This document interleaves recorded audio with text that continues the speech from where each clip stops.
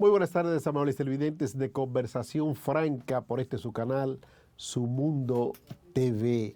Jueves lluvioso, no sé qué es lo que ocurre en el tránsito, pero para usted trasladarse 5 o 6 kilómetros aquí en el Distrito Nacional, usted tiene que invertir una hora y media. No sé dónde están los agentes de la DGC, antiguamente, no aparecen por ningún lugar. No ha caído torrenciales aguaceros al mediodía, llovió en la mañana, pero no sé la explicación de por qué el tránsito está tan caótico, tan congestionado en el casco urbano del Distrito Nacional. Habría que ver, pero mientras las estaciones de expendio de combustible, muerto de risa, porque usted está consumiendo mucho combustible. Las empresas dedicadas a vender lubricante, muerto de risa, porque se va degradando el lubricante que tiene ese vehículo que usted conduce. Los que venden neumáticos, todo el mundo contento, menos usted, porque a usted le está afectando el bolsillo. Vamos a ver qué ocurre y si nuestras autoridades crean planes concretos, ponen en ejecución planes concretos para reducir a la mínima expresión el congestionamiento en el tránsito de vehículos de motor. En la Núñez de Cáceres, con 27 de febrero, ocurrió algo esta semana que no sé qué es lo que pasa, con el paso a desnivel que obstaculizó el tránsito de vehículos por ese paso a desnivel. Están cruzando por arriba. Pero ¿por qué no hace eso en la noche? ¿Por qué no le dan mantenimiento en la noche a eso? En la Núñez de Cáceres también con Anacaona. Esperen, ojalá y no permitan que eso ocurra. Pero esperen lo que va a ocurrir ahí. Ahí en la plazoleta que está en el Mirador Sur. Excelente. Asfaltaron el pavimento. Muy bien, asfaltado el pavimento en el túnel de la Núñez de Cáceres. Iluminaron el túnel, pero vaya usted a ver, si usted se fija en el techo de ese túnel, está a punto de desplomarse. Está a punto de desplomarse. Ojalá y quiera Dios que no llegue a ese extremo.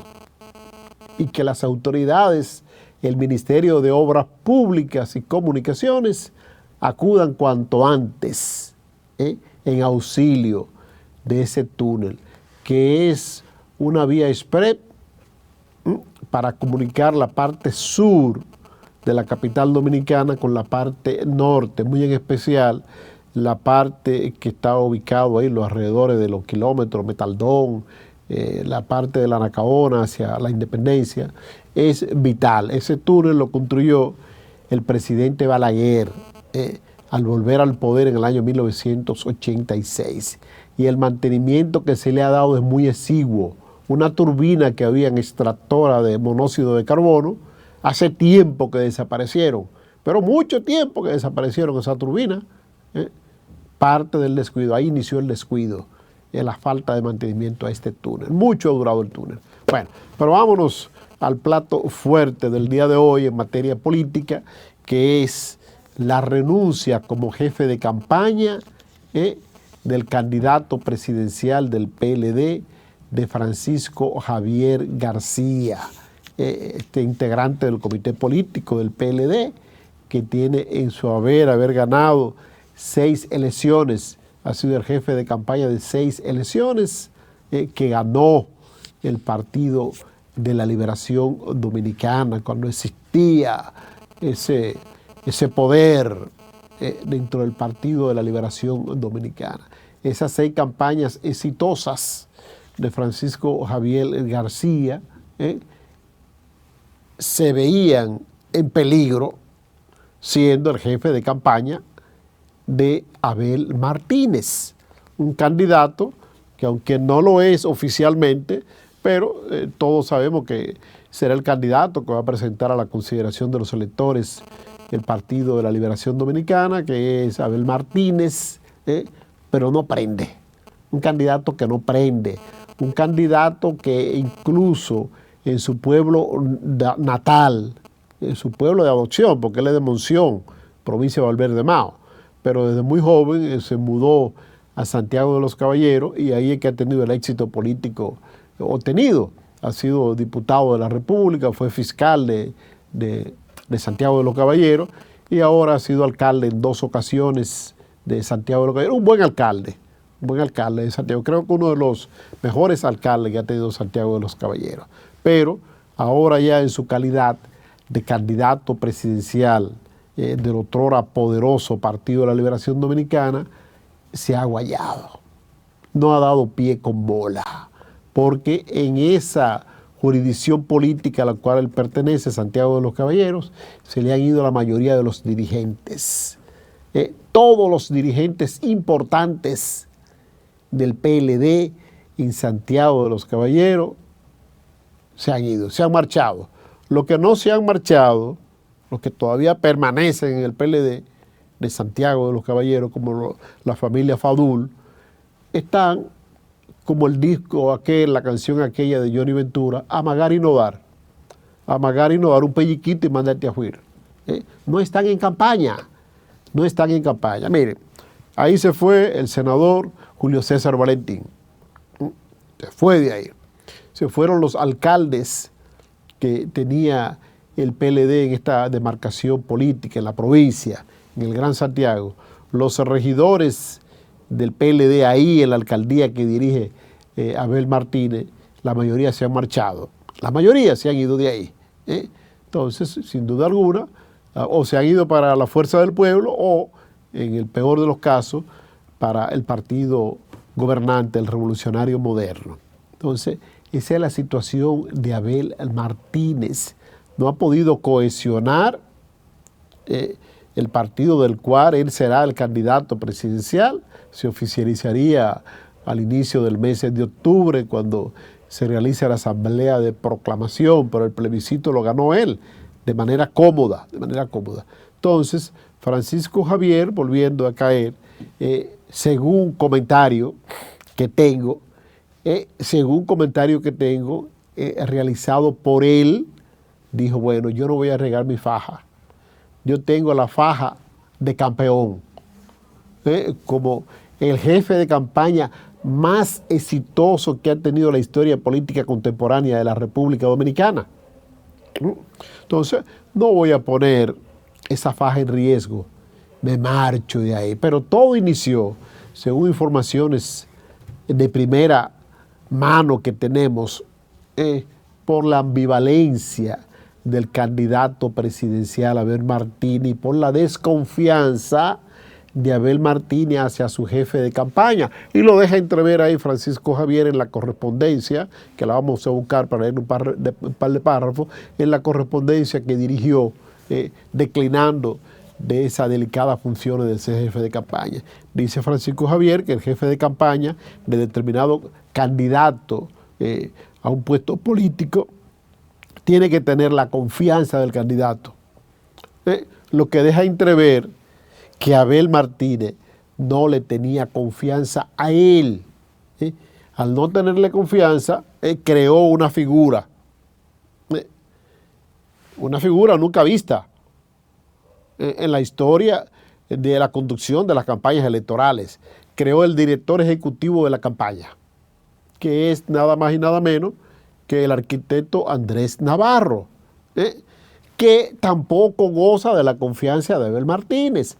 ¿Por qué? Porque Andrés Navarro, todos recordamos muy bien, fue canciller de la República, con logros importantes, luego fue ministro de Educación, ahí se le abrió el apetito, al ver que manejaba tanto dinero, y dijo, bueno, pues yo puedo ser candidato presidencial. Lanzó un proyecto presidencial en el cual se guayó. Ahora, de cara a las elecciones del año 2024, con un PLD en la oposición, sin una posición importante en el gobierno, el arquitecto Navarro, ha reducido de aspiraciones y aspira a ser alcalde del Distrito Nacional. Ha reducido sus aspiraciones, que él sabe que no va a ser candidato, porque el candidato idóneo para el PLD entrar en batalla lo es ese gran municipalista, ese gran conocedor de lo que es la alcaldía del Distrito Nacional. Me refiero a Domingo Contreras. Entonces, Navarro, que es un hombre culebro, que quiere buscársela como sea, coqueteó con el candidato presidencial. Tal parece que contó algo de Francisco Javier y se creó esa figura para él, para el arquitecto Navarro, director ejecutivo de la campaña. Entonces, dice Francisco Javier, bueno, yo no voy a estar en un lugar donde no confíen en mí. Muy bien. Abel Martínez podría ser el candidato más fresco de los que terciarían en las elecciones del año 2024 a la presidencia de la República. Y digo el más fresco, ¿por qué? Porque no ha tenido, exceptuando la posición que ostenta ahora, desde el año 2016 para acá, la posición de alcalde, una posición administrativa, pero no ha tenido nunca una posición de decreto. Bueno, me equivoqué, exceptuando la posición de cuando fue fiscal de Santiago, pero fue muy efímero, porque ahí pasó a ser diputado, luego presidente de la Cámara de Diputados, el que más ha permanecido como presidente de la Cámara de Diputados, 6 años como presidente de la Cámara de Diputados, Abel Martínez. Entonces, tenía todo para ser, todas las cualidades, como dice Francisco Javier García, para ser un buen candidato presidencial. Ahora, en mal momento, le tocó ser el candidato presidencial por el PLD. En un momento en que la marca PLD está muy mellada, en un momento en que esa marca está muy, pero muy cuestionada, producto de cómo concluyó los gobiernos del presidente que encabezó, de la presidencia que encabezó Danilo Medina. Entonces, eso dejó al PLD herido de muerte. Herido de muerte. Esas dos gestiones gubernamentales de Danilo Medina, que pretendía continuar conduciendo los destinos de la nación, si no es por Pompeo, el secretario de Estado de Estados Unidos, del señor Donald Trump, pues quizás se hubiese modificado la Constitución de la República. Lo que quería Danilo, modificarla otra vez para perpetuarse en el poder y ser de nuevo candidato presidencial del PLD. Eso era de cara al 2020. Y como no pudo, dijo, bueno, este sancocho, si no me lo como yo, le voy a echar una pasta de jabón para que nadie se lo coma. Y le echó la pasta de jabón. Le hizo la vida imposible a Leonel Fernández para que no fuera el candidato presidencial del PLD e impuso a una persona que Danilo sabía muy bien que no tenía las condiciones para ser candidato presidencial. Un buen gerente, un señor exitoso en los negocios, me refiero a Gonzalo Castillo, pero muy tosco en política. Dice Francisco Javier que esta campaña electoral del año 2024 es una campaña electoral de campeones, y se va a polarizar, lo digo yo, no Francisco Javier, entre el presidente Luis Abinader, que indudablemente será el candidato presidencial del PRM, y el expresidente de la República, Leonel Fernández, que es el único político dominicano en estos momentos que está en constante ebullición, en constante aumento su popularidad, la aceptación en la población dominicana. Entonces, con esas condiciones, dice Francisco Javier, yo no voy a dirigir una campaña electoral con adversidades, con desconfianza, cuando voy a pelear con campeones, el presidente de la República y uno que ha sido 3 veces presidente de la República, con también éxito rotundo, me refiero a Leonel Fernández. Vamos a la pausa y regresamos en breve con más de Conversación Franca. Leocadio Lebrón Jiménez con nosotros. Leocadio, bienvenido aquí a Conversación Franca. Buenas tardes, Ramón. Aquí a la orden para tratar los temas de interés. Bueno, ¿cómo está el sur del país? San Juan de la Maguana, que es donde está su principal centro de acción como parte de la Secretaría de Organización de la Fuerza del Pueblo. Están los numeritos cuadrando, las encuestas, ahora que se habla de encuestas, sí, que todos los días nos dan una encuesta nueva. La última fue la RCC Media, bueno, también la Mark Payne, que nos dejó muy bien parados. Si las elecciones fueran en estos días, el Leonel Fernández se va en primera vuelta en la región sur.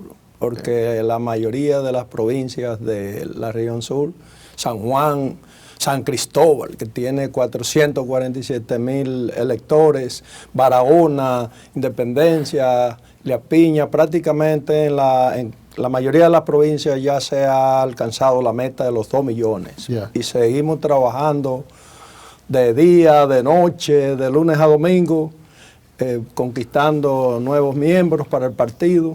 También estamos trabajando paralelamente con el tema electoral. No queremos improvisación, queremos que esos miembros que estamos afiliando sean votos duros el día de las elecciones. En el caso de San Juan de la Maguana, que yo tengo entendido que es una de las provincias donde usted está concentrando mayor esfuerzo, está trabajando la parte organizativa, San Juan de la Maguana y Elías Piña. ¿Cómo van los números de San Juan y Elías Piña? Son 2 provincias que se han caracterizado en el pasado como parte de las provincias del sur, de ser oficialista. Oficialista es decir que cuando gobernó el Partido Reformista, Balaguer era el líder del sur. Cuando gobernó el PRD tenía una buena aceptación. Cuando el PLD estuvo, también el PLD tenía buena aceptación. Ahora entonces, con relación a esta situación de que está gobernando un partido que por primera vez dirige los destinos de la nación, aunque su pasado lo había dirigido otra vez, que es el caso del PRD, y el caso del presidente Fernández, que es aspirante nueva vez a ser presidente de la República, pero con una marca nueva, con un partido nuevo. Queremos escuchar tu parecer al respecto. Ramón, San Juan, como decía, en San Juan alcanzamos la meta de los 2 millones que nos correspondía. O sea, ya superamos esa meta con alrededor de 1,000 miembros y seguimos trabajando porque no nos paramos en la meta de los 2 millones, sino seguimos avanzando. Y tenemos estructuras municipales, de distritos municipales, direcciones medias. Para formar una dirección media, sabe que primero hay que formar las direcciones de base. Sí. Tenemos estructura en todos los distritos municipales, municipios y en las secciones que corresponden a cada municipio y distrito municipal. ¿Cuántos electores tiene San Juan de la Maguana? San Juan tiene unos 195,000 electores. ¿Cuántos tiene la Fuerza del Pueblo afiliados? Un aproximado, porque yo sé que con exactitud no me lo va a decir. Sí, ya nosotros en la Fuerza del Pueblo ya estamos llegando a los 55,000 miembros. ¿A qué por ciento del nicho de público votante representa eso? ¿Sabe, Ramón, que la Fuerza del Pueblo, esa meta de los 2 millones, esa meta se ha considerado el porciento de electores que votan? Bueno, 40%. Sí. Entonces, ya las estadísticas dicen que vota un 70% de los electores. Y la Fuerza del Pueblo ha calculado su número y estamos trabajando para en cada territorio tener por lo menos un 60 del 70%. Entonces, en el caso ya de San Juan, la meta que teníamos era de 53,000 y tantos electores. Ya no estamos, miembros de la Fuerza del Pueblo. Y ya, como te decía hace unos segundos. Miembros que a su vez son electores también. Claro. Entonces ya estamos acercándonos a los 55,000 miembros en la provincia con sus 6 municipios y sus 18 distritos municipales. Bueno, estamos calculando de que si hay 100,000 y pico de electores, y por lo regular aquí la abstención se sitúa entre un 30 y un 35%. Aproximadamente. Aproximadamente un 30 y un 35%, exceptuando las elecciones del año 2020, que la abstención se ubicó casi en un 50%. 49% en algunos sitios. Sí, ya por la situación de la pandemia, por el asunto de la pandemia. Entonces, con esa cantidad de inscritos que tiene la Fuerza del Pueblo, por lo menos en el casco urbano, podríamos decir que estaría en condiciones de ganar la alcaldía de San Juan de la Maguana, que la ganó en las elecciones del 2020, pero que luego la alcaldesa dio un salto y fue y se entregó en bandeja de plata al partido gobernante. Bueno, ella se fue al partido y se llevó a una minoría porque ya el equipo que le acompañaba a ella está con nosotros en gran medida en la Fuerza del Pueblo. Y ya no es solamente ganar la alcaldía en el casco urbano. En San Juan hay algunos distritos municipales que ya tienen el 140% de la meta de los 2 millones. por ejemplo, como la Maguana Bajo. Ahí podríamos decir Juanito casi Los que el Bancos. director de distrito municipal es la Fuerza del Pueblo. Sí, casi. prácticamente. Y no nos paramos. Imagínate cuando tenemos ya la meta lograda y superada, todavía faltando alrededor de un año para las elecciones. O sea que vamos a estar trabajando hasta que esté abierto el proceso de inscripción. sí, correcto. Pero entonces eso que usted nos dice, pues rompe las especulaciones que corren de que la Fuerza del Pueblo no tiene candidatos municipales, no tiene candidatos, no tiene fuerza como para que una candidatura municipal pueda aprender y pueda ser triunfador. En el caso de San Juan se rompe. Esa teoría ya, en el caso de San Juan, y no solamente de San Juan, sino de Barahona. Por ejemplo, en Barahona está aspirando Nori Medina, que fue diputado 2 veces, que dicho sea de paso es la mamá de mis hijos. Ah, qué bien. Y en Barahona ya hace un mes aproximadamente que superó la meta de los 2 millones y sigue trabajando. En San Juan hay muy buenos candidatos, San Juan de la Maguana, y en los diferentes municipios y distritos tenemos buenos candidatos, buenos aspirantes. Quiere decir que esa teoría ya se ha dejado atrás. Sobre el criterio que tú expresabas hace un minuto, sobre que esas provincias, San Juan y La Piña, generalmente son oficialistas. Esa es la idea que tiene la gente. En esta ocasión son leonelistas. Okay. Porque la provincia de La Piña también ya está en el orden del 99% de las metas de los 2 millones. Tiene candidatos buenos a la alcaldía. Está aspirando un compañero, Minier, que vino del Partido Reformista, que tiene un buen arraigo en la provincia. También tenemos buenos aspirantes a diputados, buenos aspirantes a regidores, hay aspirantes a senadores. Que Adriano Sánchez Roa quiere volver y quiere ser candidato a senador de ella. Bueno, la Fuerza del Pueblo le abre las puertas a todos aquellos compañeros y compañeras que quieran ingresar, pero en este momento existen unos 3, 4 candidatos a senadores, aspirantes a senadores. O sea que también en la senaduría tenemos buenos aspirantes, vamos a decir. Leocadio, en la mañana de hoy se dio a conocer al país una carta que ya se había presentado desde el día 22. 3 días después se da a conocer que es la carta de renuncia de Francisco Javier García como jefe de campaña del actual candidato presidencial o del virtual candidato presidencial, porque no es candidato presidencial oficial todavía, Abel Martínez. Entonces, quisiéramos saber tu parecer sobre esta renuncia, si tú crees que con esto pues, se debilitaría más esa otrora poderosa fuerza política dominicana y esto quizás facilitaría aún más el acercamiento entre sectores importantes del PLD y la Fuerza del Pueblo. Ramón, nosotros hemos estado en la Fuerza del Pueblo trabajando sobre las metas que tenemos. Este año, como lo definió el presidente Fernández, es un año crecimiento y fortalecimiento. La Fuerza del Pueblo estamos concentrados en eso. Ahora bien, superamos el 1.600.000 afiliados. Hemos logrado todas las metas intermedias que se ha propuesto el partido, de la primera de depositar 500.000 de afiliados, que fue en diciembre 2021, luego la meta del 1.000.000 en junio de 2022, que la superamos con casi 100.000 miembros, luego la meta del 1.5 millones la superamos también, y ahora vamos detrás de la meta de los 2 millones, y sigue entonces el triunfo en primera vuelta. En el caso de la renuncia de Francisco Javier de coordinar la campaña de Abel Martínez, bueno, nosotros no nos alegramos de eso. Pero tampoco se entristece. No nos entristecemos porque en verdad de ese 1.600.000 y tantos miembros que tenemos, la mayoría vienen del PLD. Sabe que las encuestas, las firmas encuestadoras que son de las más creíbles, muchas pagadas por los empresarios. Como Mark Payne. Sí, y otras que como el Grupo Económico del Cibao y otras encuestadoras, han dicho que en enero de 2022, por ejemplo, el PLD se situaba como partido en cerca de un 30%, y un año después, esa misma encuesta sitúan al PLD en el orden del 16-17%. Yeah. Y contrario a la Fuerza del Pueblo como partido, un año atrás, un año y meses atrás, la Fuerza del Pueblo la situaban entre un 12, un 13%, y esas mismas firmas encuestadoras ya en enero, febrero de este año, que salieron algunas encuestas, ya situaban a la Fuerza del Pueblo como partido alrededor de un 28, un 29%.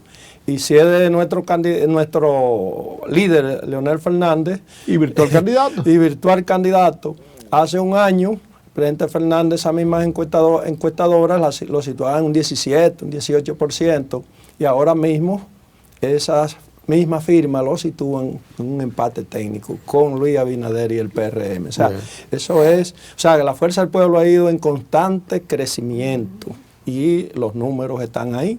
Entonces, indudablemente que la renuncia de Francisco Javier de coordinar la campaña de Abinader, de Abel Martínez, le va a afectar, va a debilitar más al PLD.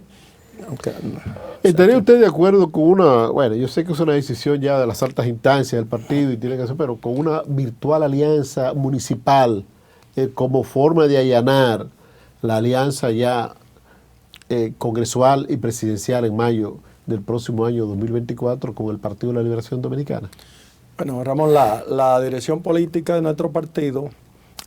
porque hay muchos rumores de eso. Sí, hay muchos rumores, pero la dirección política, que es la que rige, vamos a decir, las alianzas, sabe que ya se autorizó, por ejemplo, a José Fran Peñaguaba para que se trabaje en un frente opositor, y eso se está avanzando.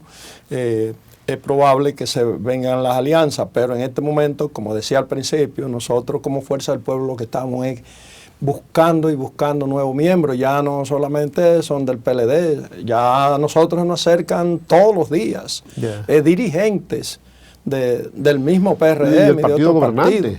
No solamente los que el presidente Fernández ha ido juramentando en las diferentes provincias y municipios, en el Distrito Nacional, sino que también en los municipios, en las provincias, se nos están acercando dirigentes de manera voluntaria del PRM para que nosotros los afiliemos. Ahora bien, el hecho de que nosotros estemos trabajando para el crecimiento y fortalecimiento no significa que no se den posibles alianzas municipales. Pero, como decía, esa parte la maneja la dirección política de la Fuerza del Pueblo, que encabeza el presidente Fernández. Bueno, vamos a la pausa. Cuando regresemos, yo quiero que hablemos ya al margen de la política de la provincia San Juan de la Maguana y Elías Piña, que usted tiene un constante ir y venir ahí, conoce muy bien. Quiero que hablemos un poquito ya al margen de lo político, de lo que está ocurriendo en esas dos importantes provincias del sur del país. Regresamos en breve con más. Bueno, continuamos conversando con Leocadio Lebrón Jiménez. Al margen de la política, Leocadio es un técnico en el área energética, pero también es, como decíamos, en la parte final del segmento anterior, es un hombre que conoce a cabalidad lo que ocurre en esa productiva provincia de San Juan de la Maguana y en esa fronteriza provincia de Elías Piña. Hay muchas denuncias, muchos reclamos de productores agropecuarios de San Juan, muy en especial los productores de habichuela, las tradicionales habichuelas de San Juan y la cebolla de San Juan, que lo pusieron de Vallejuelo, que lo pusieron a producir, y luego de que tienen producción importante, esos productos no encuentran mercado. Quisiera que tú me hables un poquito de qué es lo que está ocurriendo con la agropecuaria allá en San Juan de la Maguana. Mira, en la agropecuaria y en San Juan hay prácticamente un total abandono. Ya tú mencionaste el caso de la habichuela, de la cebolla, que le ponen a los agricultores a sembrar con la promesa de que le van a comprar los productos. Entonces, cuando se los compran, no le pagan o duran mucho para pagarle. Gracias a Dios que ha llovido, porque también hay un tema de escasez de agua. Por ejemplo, hay sitios en la Mata de Farfán y en otros pueblos de San Juan, que hay secciones, por ejemplo, que dependen de una bomba sumergible. Y hay un caso que hay una bomba sumergible que por un transformador tienen 2 años, Wow. donde son la fuente de agua principales para consumo humano y en muchos casos para agricultura. Por ejemplo, en la Mata de Farfán hay una sección que tiene alrededor de 200 familias y hay alrededor de 2.500 tareas de tierra que se mojan de una bomba y tienen 3 transformadores que alimentan el motor de esa bomba. Y según nos han informado los campesinos y los agricultores, esa bomba tiene más de 2 años Dañado. que los transformadores están dañados. Así hay otras secciones que tienen esa situación, que no tienen de dónde alimentarse, no de dónde sembrar, porque si no tienen agua, si no hay agua, no hay pueden siembra. sembrar, ¿Para qué ni tú vas a tampoco sembrar? el agua para el consumo humano. Entonces, por otro lado, hay unos caminos que están abandonados.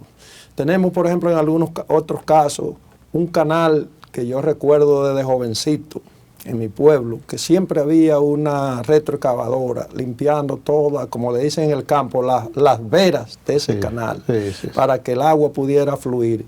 Entonces, ese canal es abandonado. El poco de agua que reciben no llega prácticamente a los regantes. ¿Se queda en el camino? Se queda en el camino porque está el canal lleno de lodo, de maleza. Todo eso está ocurriendo en la provincia de San Juan. Por ejemplo, nosotros estamos recorriendo todos los parajes y secciones de la provincia. Claro, estamos conquistando a la gente para que vengan para la fuerza del pueblo. Pero de ahí al mismo tiempo estamos trabajando acá, en cada sitio que vamos, estamos notando los problemas principales. En fin, el gobierno prácticamente ha abandonado a los agricultores. En la provincia de San Juan y en Elías Piña, peor todavía.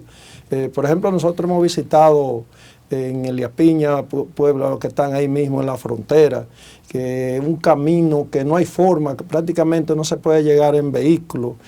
Son comunidades que solamente para mantener la dominicanidad, el gobierno debe tenerlo en su agenda, porque son gente que debería no pagársele, pero sí incentivarlo para que puedan mantenerse en la frontera. Ahí. Por ejemplo, hay un sitio de Elías Piña que se llama Guayajayuco, que pertenece a Pedro Santana. Una comunidad que son héroes, esa gente que viven ahí. Entonces, todas esas comunidades este gobierno la tiene abandonada. Y eso, por eso es que decía al principio que las provincias de San Juan y Elías Piña, además de las otras provincias del sur, en la fuerza del pueblo, Leonel Fernández está una vez más mostrando que es el líder. Nosotros tenemos, perdón Ramón, sí. Hay más gente en esos pueblos que no están afiliados a la fuerza del pueblo que los que están afiliados. O sea, por eso decía, si se hacen unas elecciones por ahí en primera vuelta, gana Leonel. Pero, Leocadio, ¿qué ha pasado con la tecnificación del agro en San Juan? Eso que se prometió con bombos y platillos. Yo recuerdo que se hizo una actividad, se transmitió por un canal muy popular de televisión, donde se iba a invertir se iba a hacer una inversión millonaria para justamente sacar provecho de lo que el pueblo dominicano ha llamado de manera acertada el Granero del Sur. El Granero del Sur, porque en San Juan se produce maíz, se produce habichuela en cantidades industriales, en cantidades importantes. No sé qué ha pasado con esto. Solo ha sido buchipur mano más, como decimos en buen dominicano. Eso lo que ha ocurrido es como los Picassos que ha dado el presidente Abinader, como dijo un compañero hace unos días en San José de Ocoa, que en San José de Ocoa han ido a dar, por ejemplo, 9 Picassos para la misma obra y no han sacado una sola pala de tierra. Entonces, eso está pasando también en la agricultura, mucha promesa, pero son promesas incumplidas.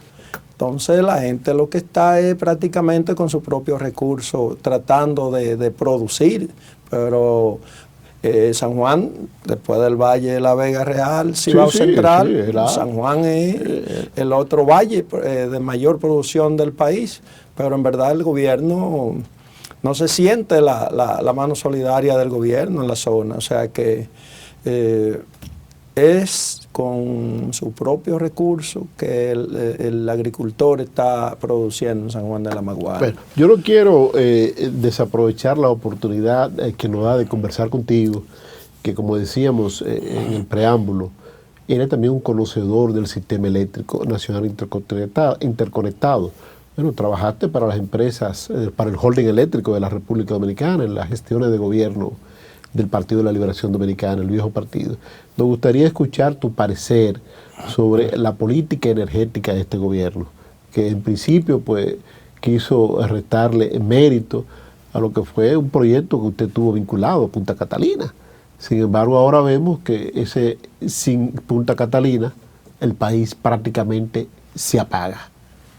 Sí, Ramón, en el sistema eléctrico este gobierno no ha tenido mayores fracasos porque por lo menos algunas cosas de las que se dejaron programadas le han dado seguimiento, como debe ser. Como debe ser, el Estado continúa. La continuidad de Estado. Exacto. Sí. Pero, por ejemplo, si nos vamos a la empresa de transmisión eléctrica que la dirige un amigo, colega, amigo, Martín Robles, las inversiones no han llegado a un 30% en este gobierno.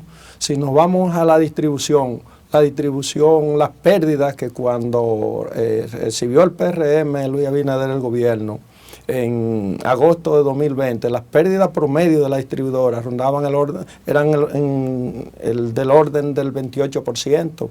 Esas pérdidas ya están sobre el 35, 36%. En el caso del sur está por ahí. En un momento llegaron hasta un 40%. Caso de este, un caso que no tiene comparación, las pérdidas siempre están por encima del 50%. Yeah. Con relación a la tarifa, sabe que intentaron hacer un aumento de tarifa, o no intentaron, hicieron un aumento. Tuvieron que echarlo atrás en octubre del año pasado. Por la exigencia del pueblo. Por la exigencia del pueblo. Y de la fuerza del pueblo. Y del presidente Fernández, igual que con el tema del fideicomiso de Punta Catalina. Si no hubiese sido por Punta Catalina, estuviéramos bien apretados con los apagones, porque ahora es que el gobierno, de manera improvisada, trajeron unas barcazas que la están instalando en Asua. Instalaron en Asua y unas plantas de corta instalación, de corto plazo de instalación, que están probando algunas ahí en Boca Chica. Entonces... Que a propósito de Asua, cósame que te interrumpa, llame bastante la atención que se instalaran esa barcaza ahí, donde está una de las empresas del actual presidente de la República, Cemento Santo Domingo. Dice que quizás es para venderle energía a Cemento ahí, Santo Domingo. Bueno, por lo menos le está inyectando energía al sistema eléctrico. Tú sabes que la ley eléctrica permite que un generador pueda hacer contrato con un gran consumidor. Un alto consumidor y paga entonces por el transporte, paga el peaje por transmisión. Si se hace la transmisión. Eso es permitido ahora ya que sea una planta para esa cementera. Bueno, sí. El fin es que en cuanto a los nuevos proyectos de generación, nosotros dejamos en el 2020 los términos de referencia para el proyecto de Manzanillo, de gas natural, que es un proyecto que lo estábamos trabajando desde el 2005. Y que este gobierno ha amenazado en múltiples ocasiones, que va a operar. Tú en un momento también estuviste en la CDE y viviste todo eso. Nosotros fuimos que seleccionamos esos terrenos en Manzanillo, porque lo están invadiendo. Y lo incluimos en un decreto de declaratoria de utilidad pública, 3,5 millones de metros, para que dejarlo no solamente para generación, sino también para otras industrias, otros proyectos. Y aún recibiendo esos términos de referencia, cuando llegó este gobierno, todo listo, que debieron tomarse 2 o 3 meses para revisarlo, como nuevo gobierno. Sí. ¿No? Fue un año después que lanzaron la licitación. Fueron y dieron un primer Picasso, y hace ya desde diciembre, principio de diciembre, y no se ha hecho nada. O sea que hay otro proyecto privado. ¿La licitación? ¿En qué quedó la licitación? La licitación hubo un proceso, hubo un ganador, pero todavía ese proyecto no ha iniciado. Hay algo que se está haciendo, pero es una empresa privada que tenía otro proyecto de generación sin contrato, o sea, como Merchant Plan, que entró al sistema y eso están haciendo algo. Sobre los proyectos de energía renovable, sabe que hoy estamos avanzando bastante bien con la energía renovable, llámese eólica y solar, sí, porque en la gestión 2004-2008, el presidente Fernández, se creó la ley de energías renovables 5707, que la promulgó el presidente Fernández. ¿Por qué no avanzamos en los proyectos de energía renovable, principalmente en lo de solar fotovoltaica? Entre el 2007 que se aprobó la ley, se promulgó la ley, y el 2012, porque instalar un kilo de energía solar fotovoltaica en el 2008, eso costaba alrededor de $8,000. Así mismo. Hoy un kilo cuesta entre 700, 800, $1,200, dependiendo de la tecnología. O sea, por eso tenemos bastante energía, tenemos proyectos, y muchos ya tenían concesiones cuando este gobierno asumió el poder. Y le han dado continuidad a muchos proyectos de esos que son proyectos privados, pero que el Estado, el gobierno es que los promueve y le da su apoyo. Así. Vamos a la pausa comercial. Cuando regresemos vamos a terminar ya esa parte que me interesa bastante, lo de la energía renovable, y nos vamos luego a la parte ya de lo que es la operatividad de la fuerza del pueblo, en la parte final. Regresamos en breve ya con más de Conversación Franca. Aquí estamos ya con la parte final de Conversación Franca. Prometíamos al cierre del segmento anterior no dejar inconcluso esa parte importante que explicaba Leocadio sobre la energía renovable. Esa energía renovable que es real y efectivamente son importantes, esa cuota de energía renovable que debe entrar al sistema energético nacional, pero que por sí solo no resuelve nada. Hablábamos de la permisología, de la cantidad de proyectos que quedaron prácticamente en vía de ejecución en las gestiones gubernamentales pasadas y la continuidad que le ha dado el Estado Dominicano ahora a esos proyectos. ¿Qué por ciento representa esto de la energía eléctrica que se coloca en línea? ¿Y qué tan rentable es instalar ahora energía renovable para uso privado, vamos a decirlo así? Bueno, primero la rentabilidad ahora es positiva, o sea, es positiva. Ahora bien, que ha bajado el costo de la instalación. En cuanto al aporte de energía, si sumamos la energía solar fotovoltaica y la energía eólica, eso representa alrededor de un 10% de la energía que se suple en el sistema eléctrico. La que se coloca en línea. De la que se coloca en línea, de la que recibimos todos los usuarios. Ahora bien, las plantas bases se necesitan, la planta gas natural, la planta carbón. La planta de potencia. La planta de potencia, aunque hemos avanzado y seguimos avanzando y debemos seguir avanzando en la energía renovable, pero debemos mantener las plantas bases. Porque, la meta por ejemplo, es el 25%. Estados Unidos, si miramos la generación en Estados Unidos y la proyección que ellos tienen para sustituir la planta a carbón, tienen plantas nucleares, tienen hidroeléctricas, tienen gas natural, pero para sacar las plantas a carbón del sistema, si la proyectan al 2050, mira, es una línea recta. O sea, es poco a poco que ellos van desplazando la planta a carbón. Bueno, tuvieron que volver después que habían descontinuado esa planta, tuvieron que volver a retomarla, igualmente Alemania después de la invasión rusa a Ucrania. La escasez del gas natural. Y la escasez del gas natural hubo que volver a plantas a carbón.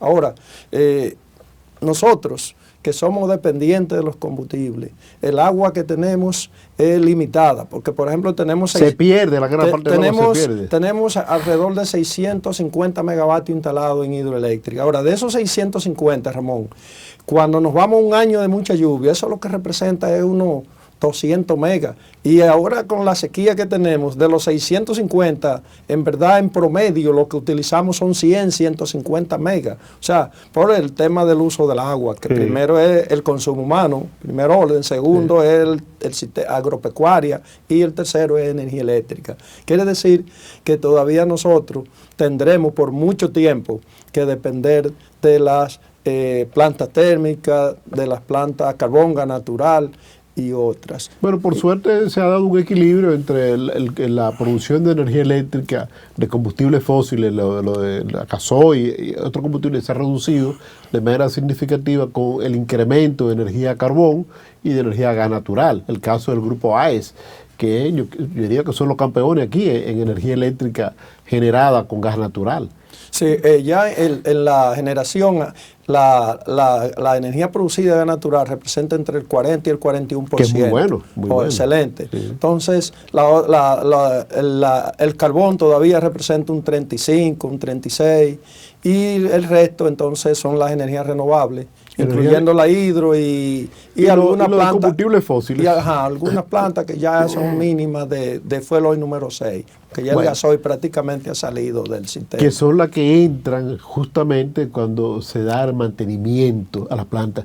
Yo quería antes de cerrar, como tú conoces muy bien el sistema energético nacional, preguntarte el por qué muchas empresas distribuidoras muy breves, generadoras de energía eléctrica, llevan su planta a mantenimiento en verano, cuando la gente necesita más energía eléctrica.